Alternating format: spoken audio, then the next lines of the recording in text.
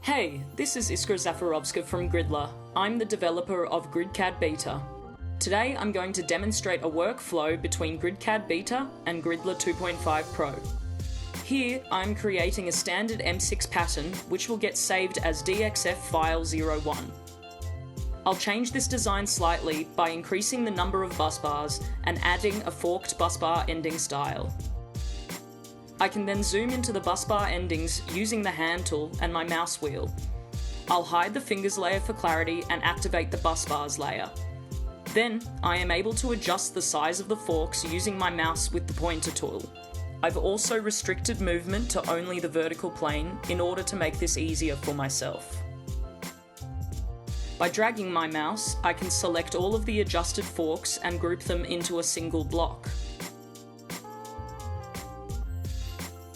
Here I am deleting the other forks that I did not previously adjust. I can then copy and paste the block of forks and use the Move tool to put the new forks in the right position. For keyboard movement, I change the coordinates in the bottom right corner and then hit the Enter key. If these coordinates are red, it means that keyboard movements are possible. If they are black, no input is possible and the coordinates underneath the mouse cursor are displayed in real time.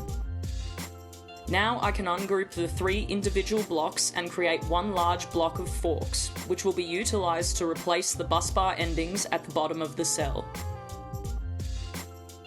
I'll copy and paste this large block, then select the new block and rotate it by 180 degrees. Then I will move it to its new position using the keyboard.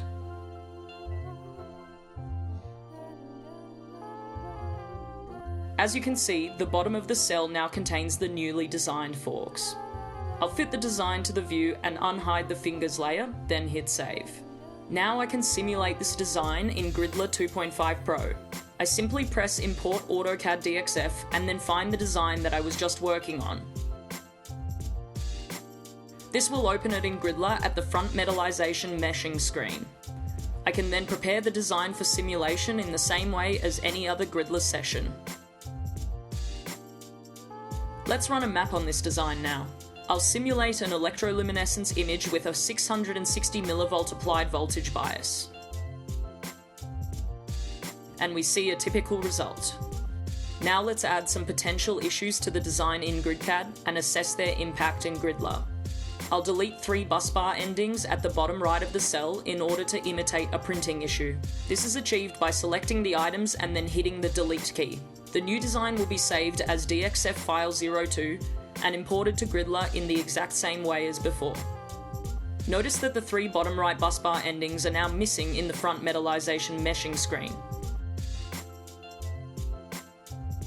I'll run the same map simulation on this design now. The result shows the impact of the issue. We see that the current flow path to the bottom right area of the cell is now less than ideal, as the bottom 3 fingers are no longer electrically connected to the right 3 bus bars. Thank you very much for tuning in to this demo. You can visit GridlerSolar.com for download links and more information.